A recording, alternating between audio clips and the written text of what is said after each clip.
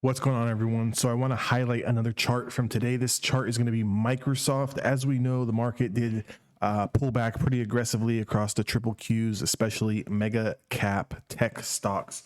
So the reason I'm going through so many charts and just kind of looking at today's price action, I think a lot of us really missed the boat. I think we did have a little bit too strong of a bias coming in off of yesterday's close, that big rally that we had. I think a lot of us, especially in my Discord, were very long biased today. And when we didn't get those moves, quickly threw off our whole trading plan here. But I just want to talk from a day trader's perspective here.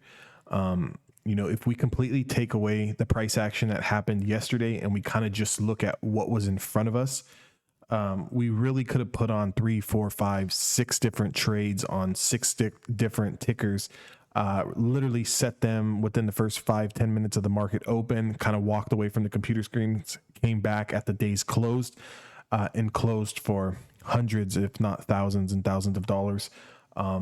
If we didn't have that bias. So again, looking at another chart that I was completely long biased in coming into the week, I was long biased on Microsoft. I'm still long biased on Microsoft heading into January. But I am looking for those all-time highs retest in the 340s. But if we just take a look at what's on my screen here, okay, let's take pre-market highs, pre-market lows, and let's take that first 5-minute candle opening range. Okay, so this white trend line that I have up here is going to be the pre-market highs. That price was 337.87. We're going to take this green trend line. This is the opening range high candle at 6:30 a.m. My market is going to open here Pacific Standard Time. This is where we tagged 336.25.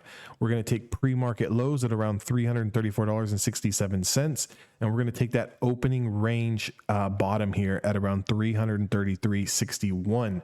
With that being said, you can say and you can make a case, hey, at 6:35, we broke pre-market highs. Okay, we broke pre-market highs. Could I have gone long? Okay, the technical answer is yes, but also the technical answer is we have to know that pre-market highs are above, and we need to be selling into this quick scalp profit taking area. If this does this little bit of wick here, kind of fakes us out and then comes below the pre-market highs and now closes at 335.50, which is actually about 75 cents lower than your entry, you have to be disciplined enough to exit the trade. Take your small loss and walk away from that particular trade, not hold it here thinking that it's coming back. The move breaking pre-market highs happened. However, we did not get over, the break of the opening range candle happened. However, we did not get over pre-market highs. So what is that telling us? We got rejected in this area here. Let's look to the downside. What are the triple Qs doing as a whole? What are the futures doing as a whole? If we kind of take this pre-market low here of 334.67, we can clearly see here that at 6:30 a.m. when the market opened, we broke below pre-market lows. We put in a wick at 333.61. So let's say you did take this trade long, knowing that you were going to sell here in the 337 area resistance and hold a runner if we were to able to break through. And let's say that we followed our rules and we exited the trade here for a very small loss on this particular trade. But also know that we have opening range lows at 333.61.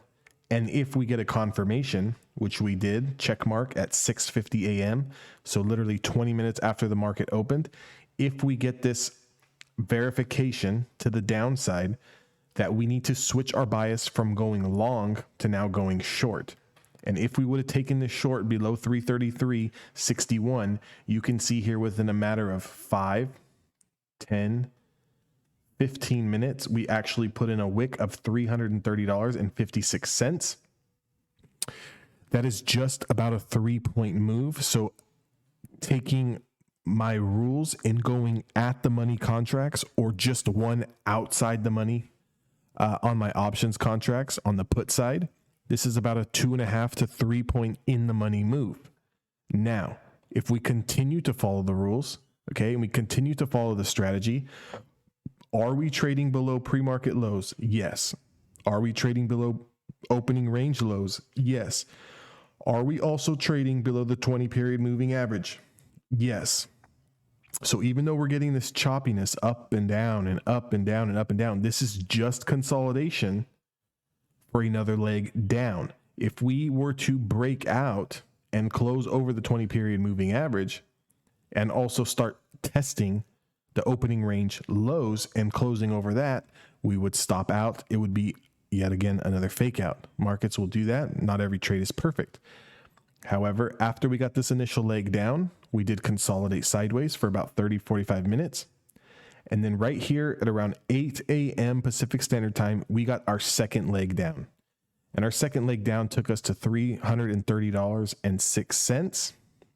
We slowly trickled down, and our next leg down before consolidation was $328.01. If we look at our entry price at 333, all the way down here to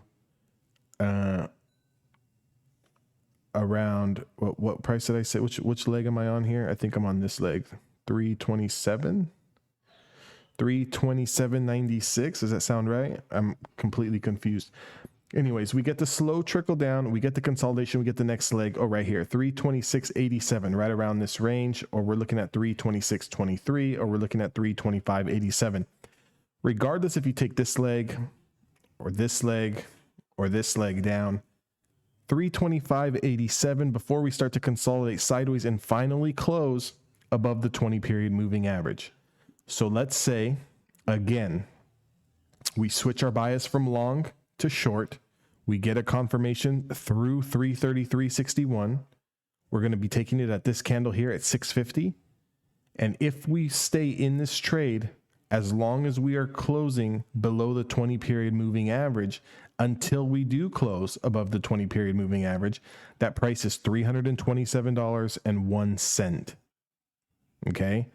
So that is a 6 point move, 5.5 point move in the money on your entry. 100 shares, 100 share lot, 6 point move. That's $600 in a matter of a couple of hours. If you take 5, 10 contracts, you're 6 points in the money. Those contracts are up 50, 60, 100% time.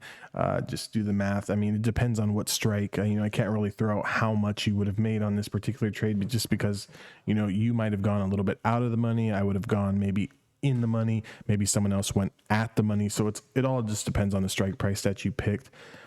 The point is, because I was completely long biased, I disregarded this sell-off. I disregarded the move because I was anticipating maybe a bounce. I was anticipating maybe some sort of reversal like yesterday. That's what happens when you have too much of a buy or long or sell bias. We have to just play the chart that's in front of us, especially when our index to triple Qs has been trading within inside of a range for the past month. We have to just play the price action that's in front of us. Guys, I hope that helps. Subscribe to the Discord. That link is down in the description box below. Also, if you want more videos like this, please subscribe to the channel. Give me a thumbs up, and I will see you guys all in the next one.